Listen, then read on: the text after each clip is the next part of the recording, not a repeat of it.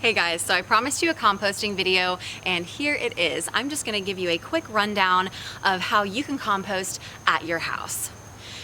First, why should you compost? I mean, why am I even talking about this? Well, first of all, about a little under 30% of the waste that ends up in landfills is compostable material. So we're talking about vegetable scraps and cardboard and things like that that do eventually break down, but they're in landfills releasing greenhouse gases and not doing the things that we want them to do, which is to become compost, which is this amazing fuel for people like me that have a garden, and you can sprinkle your homemade compost in with your plants, work it in with your potted plants, and it's something that is really amazing and helps your plants grow.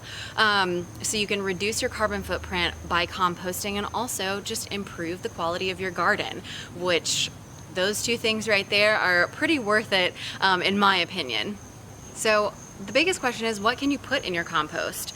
Well, basically anything that is naturally occurring, like vegetable scraps, anything that is plant matter. So you can use grass clippings that are not treated with chemicals. You can use dead leaves. You can use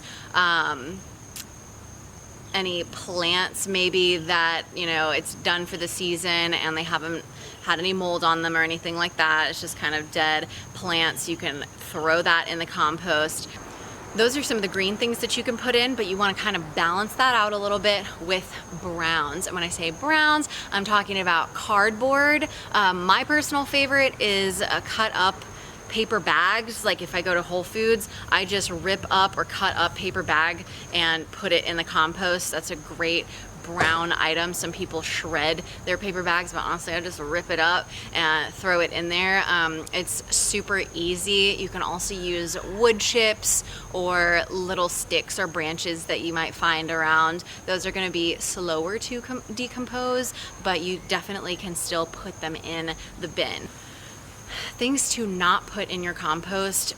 The most important thing to me is animal products. Do not put animal products in your compost because that is what's going to attract pests. That's what's going to make raccoons and other unwanted visitors come to your compost and try to mess with it. So you definitely do not want to put animal products in your compost. The second most important thing is anything that was chemically treated. So I already said that you could do grass clippings, not chemically treated grass clippings. The whole point of you creating your own compost is that it's fully organic and doesn't have all those nasty chemicals or pesticides that your grass, for instance, might have been treated with. So if you ever have questions about what can or cannot go in your compost, it is a super quick Google search away. But if you just keep in mind anything that is plant matter or made from plant matter, it's good to go. So this is my compost bin. I like this bin for a lot of reasons. First of all, it doesn't take up very much space. You can kind of see it's very easily is going to fit in even smaller yards. This is something you could kind of put over right next to where you have like keep your trash can. But I have mine right back here in my backyard for my garden because I'm constantly going to it to scoop out compost and add it to my garden. One of the things that I really like about this is that one side I'm consistently adding to, and the other side has a little clock on it that means I'm not adding anything to this bin right now or to this side of the bin because I'm waiting for this patiently to become compost. One of the things that will speed up your compost process is for you to add worms to your bin. Some people go and buy worms, but honestly, I just went and picked some worms out of my garden, lifted up some of like stones and stuff and just collected some worms and dropped them in there. This would be a super fun thing for you to do if you have kids. Go and collect a bunch of worms to go in the compost bin. And they're super easy to find. Also, I actually, in this bin, about 2 weeks ago, we discovered we have maggots in this bin. And you might be like, ew, that's really disgusting, but actually maggots, just like worms, are fantastic decomposers. So my compost is becoming compost more quickly than it ever has before. And one thing I want to make clear is that if you feel like you're messing it up or if you've done something wrong, it is so fixable. So for instance, the very first time I tried to compost, I just put way too much like wood ash and brown stuff in there. It was just way too dry. Things weren't really decomposing the right way. It was like clumping up. Even though I was tumbling it, it was not good. I fixed it by continuing to add vegetable scraps and things that are full of moisture. You can also just add water.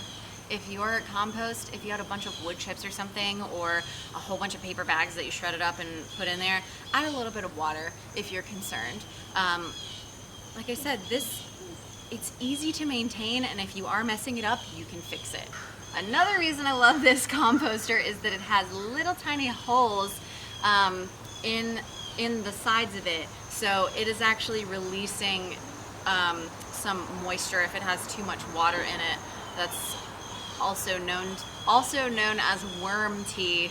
Compost juice is actually just going to kind of sink into the bottom here, and it just goes with the grass. I'm going to bring you over here to take a look into my compost bin so that you know what it looks like and kind of get a sense of it. So this is the side that I'm adding to, and check it out.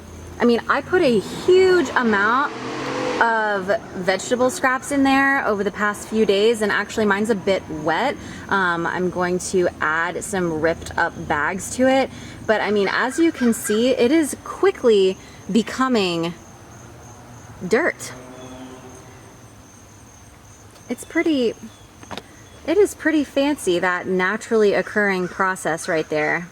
This guy right here absolutely would fit right next to where you have your garbage can on the side of your house. So there pretty much is no excuse for you not to be composting.